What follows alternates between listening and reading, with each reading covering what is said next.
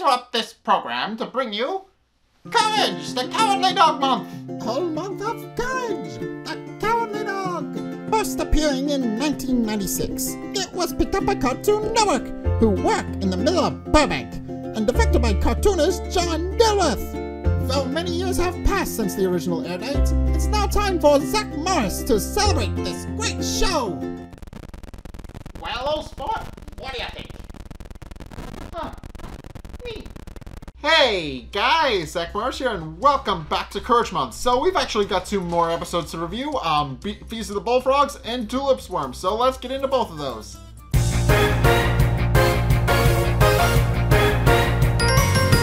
Okay, so this episode, Feast of the Bullfrogs, is actually very straightforward in its premise. So it opens up with the Bullfrogs led by King Buffo and his enforcer Bluff.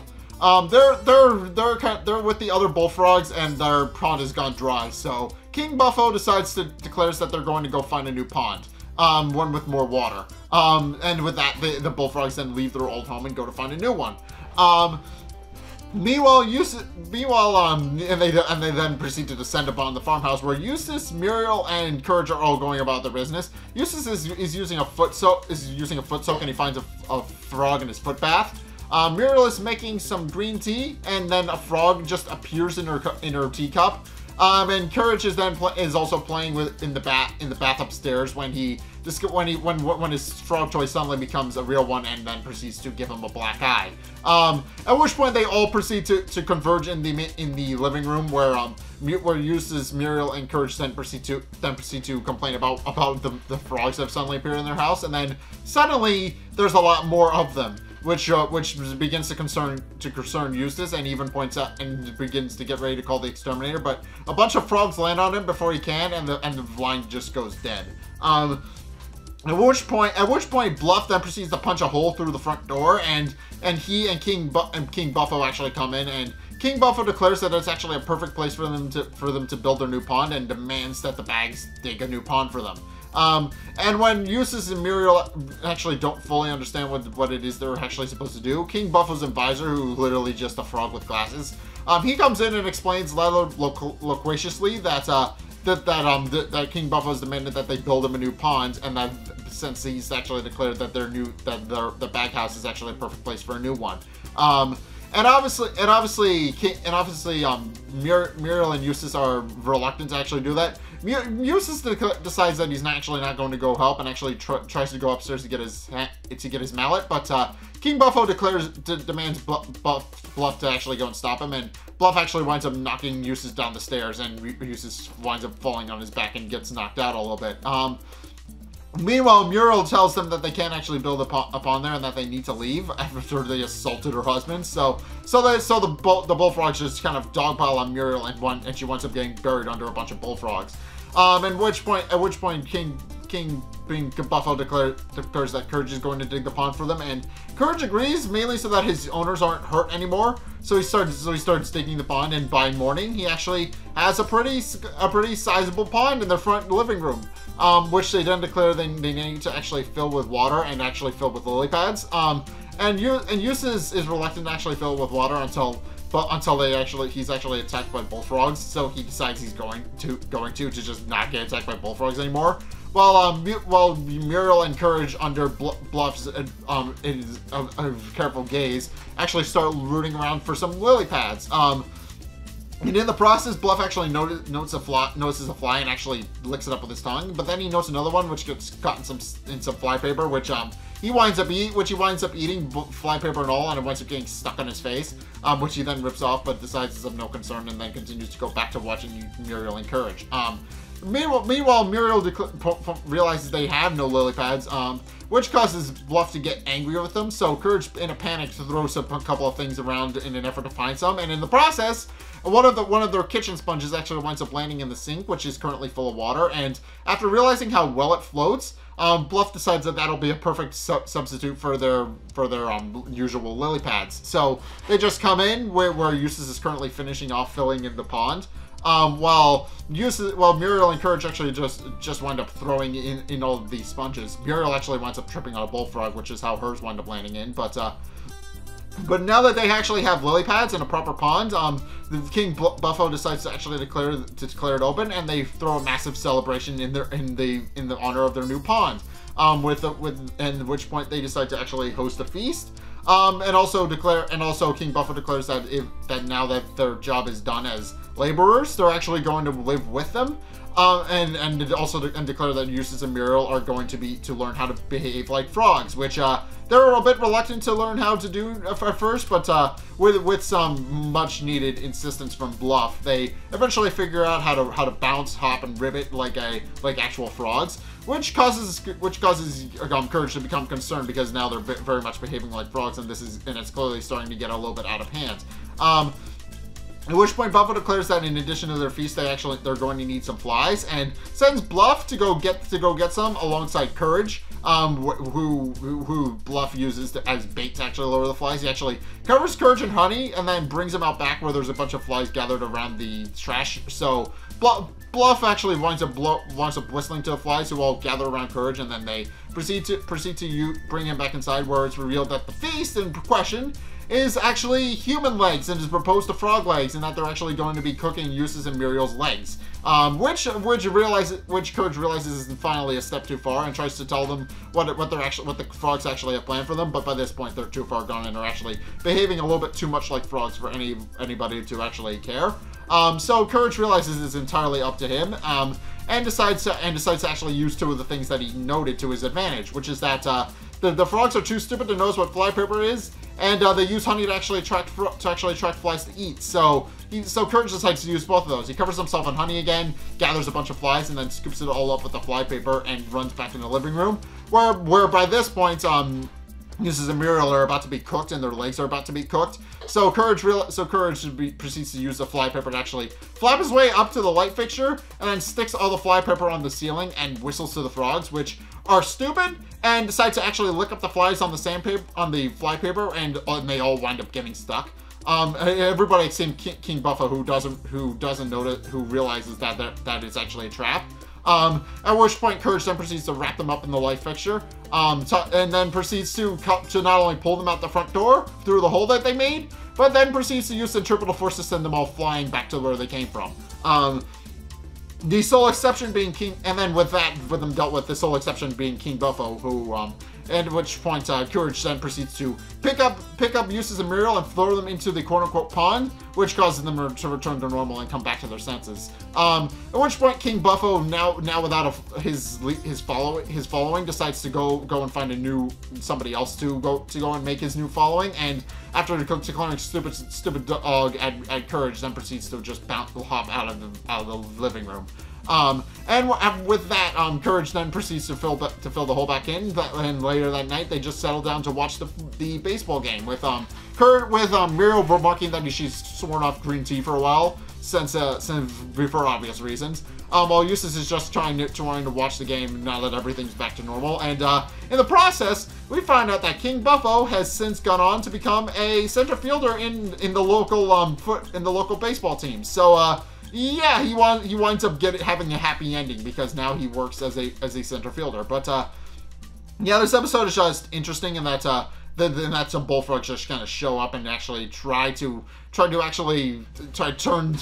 Bagge farm into a new pond, because and I think the more interesting thing is that Courage doesn't even try to figure out what their problem is. He just kind of like, the Bullfrogs are here, I'm getting rid of them. He just uses trickery to throw them out. He doesn't even try to solve their problem, which is that they came because their old pond dried out. He didn't even try to figure out where their old pond was. He just decided to deal with them in the short term, which did wind up working, but yeah, Courage kind of didn't try to bother solving the problem. They're just like, I'm not dealing with these frogs anymore, and just throws them out. But in any case, that is my review of Feast of Bullfrogs. On to the next review.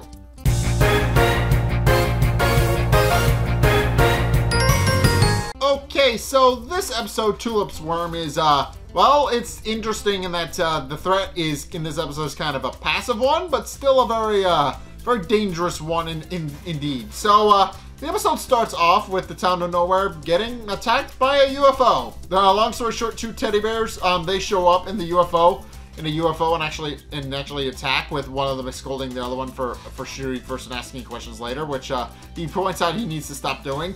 And with that, they then proceed to leave and keep looking for whatever it is they're looking for. Meanwhile, Courage has since been kicked out of the house by Eustace for playing his tuba too loudly. And Eustace is kind of frustrated with him. So Courage actually winds up outside to play his tuba in peace when a little worm actually pokes its head out of the soil and starts dancing along with it. And Courage is kind of happy that he kind of made a friend, and Muriel even remarks that she's happy that Courage made a friend, but then the worm actually tucks its head back in. At which point, Muriel decides to bring Courage one of his favorite snacks, or one of his favorite lunches, a peanut butter and jelly sandwich, which Courage is excited about at first, until it's revealed that she actually put some vinegar in it, which he realizes has too much vinegar in it, and once he actually tastes it, and gets her to actually look at a cloud formation, which Muriel remarks looks a lot like her Great Aunt Gertrude minus the ugly mole. But in any case, while she's distracted, he actually spits out the piece of the sandwich that he ate, and then proceeds to bury it, and then shoves the rest of the sandwich in his metaphorical pocket that he doesn't really have because he's a dog. But it is cartoon physics. At which point the teddy bears actually show up in their UFO, and this time around they actually start to ask questions first before they start shooting things up. At which point they demand to know. They respond that they're actually looking for a worm, and that they're actually trying to find it, and they very much appreciate Muriel and Courage's help with actually locating it. And when Muriel wonders what exactly it is they're looking for the worm for, they respond that they're trying to bring it back to where it belongs, which Muriel responds isn't very polite, but at which point the one with the gun actually responds by blasting the house into a million pieces, with Eustace being completely oblivious of that and just thinks that the window is wide open. But in any case, they respond. They once again reiterate that they're looking for the worm. But at Muriel's protesting, they decide to add please to the end of that question. At which point, Courage realizes he has seen a worm and decides to actually play his tuba to attract it. And then realizing that is indeed the worm they're looking for, they try to bring it back home to Tulip, who we actually do meet at the very end of this episode, but they proceed to pull it back, try to pull it out of the ground, with Muriel protesting it again because, as she points out, that they're going to hurt the worm, but then it's revealed that the worm is actually just the eye stalk for a much bigger worm, which then proceeds to eat the teddy bears for actually pulling on its eye stalks, and it winds up eating them despite the protesting.